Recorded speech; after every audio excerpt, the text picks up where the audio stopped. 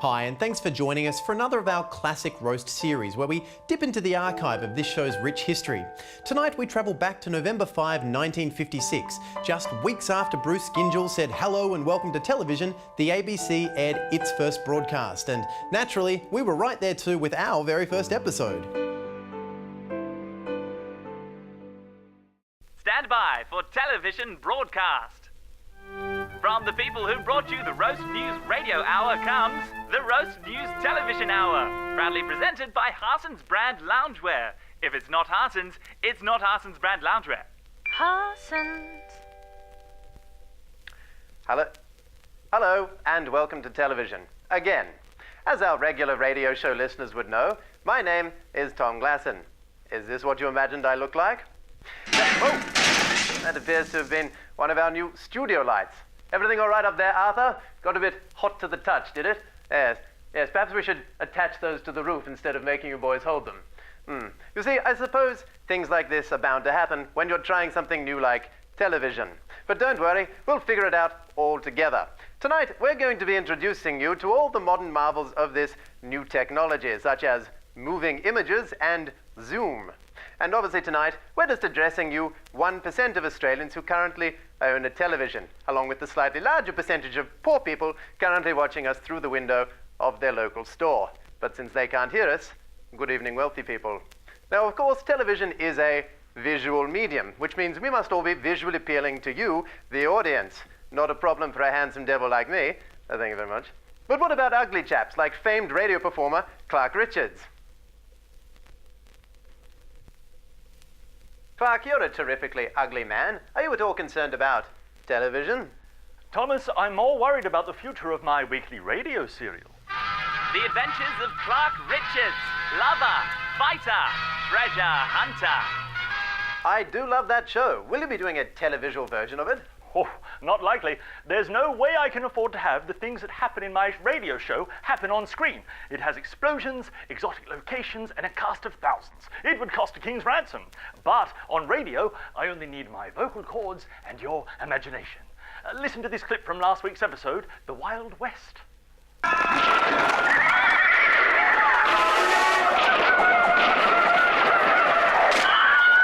Brought to you by Harson's Brand Cola. Clark, that is truly amazing. I felt like I was there. I know, Tom, but it's completely ruined if you can see the sounds coming out of my mouth. Watch.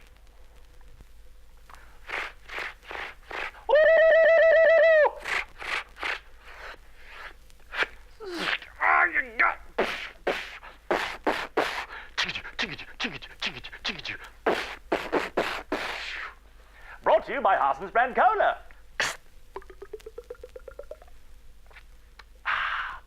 Yes, that is truly horrible. Well, you'll just have to settle for being a lowly reporter on a national television service.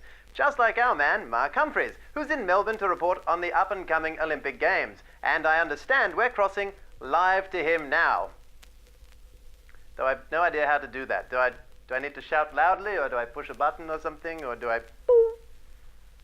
Good grief! I think that's some Zoom right there. Cameraman, take us out a touch.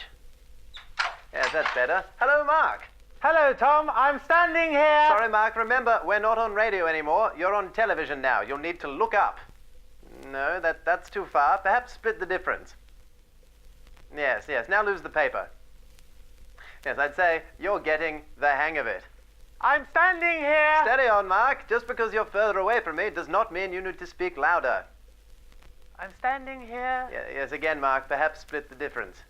I'm sorry, Tom. I'm finding it a little hard to adjust. Well, that's all right. Would you like to start again? Yes, please. All right. 3, 2, 1. I'm standing here at the Melbourne Cricket Ground, and I'll be bringing you all the action from the track and field, swimming, and equestrian. Yes, Clark, please stop that and put those away. Well, I, for one, am very much looking forward to enjoying all the Olympic action live on my television box. Not so fast, Tom. Only viewers in Melbourne will be able to watch it live. You Sydney viewers will have to wait for filmed highlights to be flown overnight so you can watch them in a news bulletin the following evening. Well, by Jove, I don't care for that. How is it we're able to cross live now? You're not. I pre-recorded this yesterday. Heavens, really? Then how did you know which questions I would be asking? Good one. Yes, Dawn Fraser is going to keep that haircut. Oh, I see. Well, thank you very much, Mark Humphreys. Yes, goodbye. So, how are we doing so far? Let's check in with Nick Richardson, who's watching television through the window of Harson's Brand Loungewear's Sydney outlet. Good evening, Nicholas. Oh my, I'm on television. Yes, quite thrilling, isn't it? Nicholas, how are those paupers around you enjoying the new medium? Oh no, Nicholas, don't be nervous. Just use your words like in rehearsal. Come on, Nick, don't panic. We're going to get through this together. You're a handsome fellow. Believe in yourself. Nick, I'll tell you what. Imagine the audience is naked. In fact, imagine I'm naked. No, imagine you're still on the radio. Coming up next, Perry Como sings Hot Diggity Dog Ziggity Boom, only on 2BL 702. Yes, that was quite useless.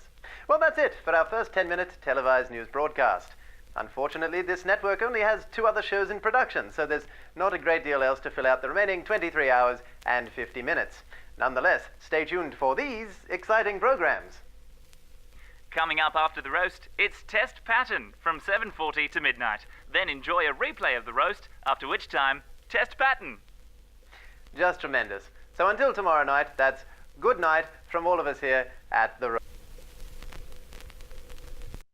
And for the first 15 years, that test pattern proved a ratings winner, consistently outperforming the roast every single night. But thankfully times have changed and ABC2 now has more than enough content to fill the night. Later tonight on ABC2, Louis Theroux asks clever questions to stupid people and silently judges them. Then Dawn Porter does what Louis Theroux does, but female, after which, colour bars. Oh, we're back. Now though, we move on to our second story, and back to 1961, the year when Australian women got the pill. Let's take a peek. The oral contraceptive pill has been introduced into Australia, meaning I won't need these anymore. Goodbye, old friends. That's because the drug, developed by ladies' man Gregory Pincus, gives 100% protection but currently causes too many side reactions to be acceptable. Luckily, our women know that the role they play often comes with side effects. Dishpan hands, tripping over the vacuum cord, and labour pains. Now, added hair growth, weight gain, and nausea from these hormones in the miracle pills. But that's a small price to pay to make men's lives easier. To tell us more about the science behind the pill, Mark Humphries joins me now in the studio. Mark, how does this little pill work? Well, Tom, when a man and a woman have sex... Oh, Mark, I should remind you this is a family show. Sorry, Tom. When a man and a woman have finished dinner and are retiring for the night to make love... Careful, Mark. There are probably children watching. Right. How can I put this? This is the man, and that is the woman. Now, this is before the pill. And that's how babies are made. But now, this is the act with the pill. Well, that makes things much clearer. But I think I'll stick to the old-fashioned method of just staying at least a metre away from a woman at all times, just to be safe. And speaking of other options for engaging in making babies safely, we cross now to our responsible adult correspondent, Clark Richards. As a happily married man, I'm incredibly pleased by this new development in reproductive science. Oh, really? Yes, Tom. And now the married woman is taking on the responsibility of family planning, which I wholeheartedly support. For too long, I've had the burden of worrying about birth control. But now that burden, like so many others, has been passed on to the woman.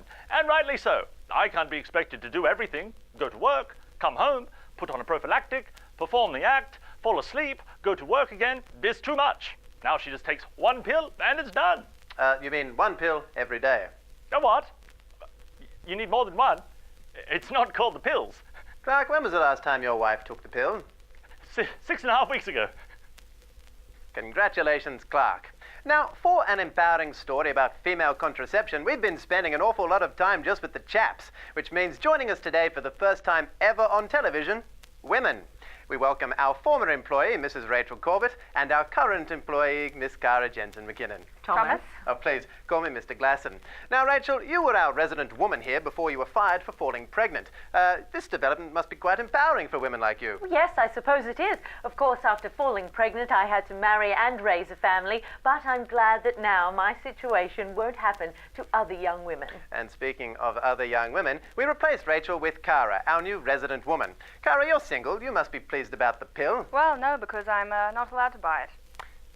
Come again? It's only available to married women. Ah. Well, Cara, I've been thinking about it a long time. Would you like to be able to buy the pill? Me, you, The pill makes 3. But I don't want to get married. No, of course not. Yes, I'll see you at the maternity ward. I can't have a baby. I'll be forced to marry. Well, Cara, I've been thinking about this quite a lot, and But I don't want to get married. No, so you did just say that. Yes, I should have remembered. And to think, the pill was eventually given to single women who didn't have to marry me. Good night.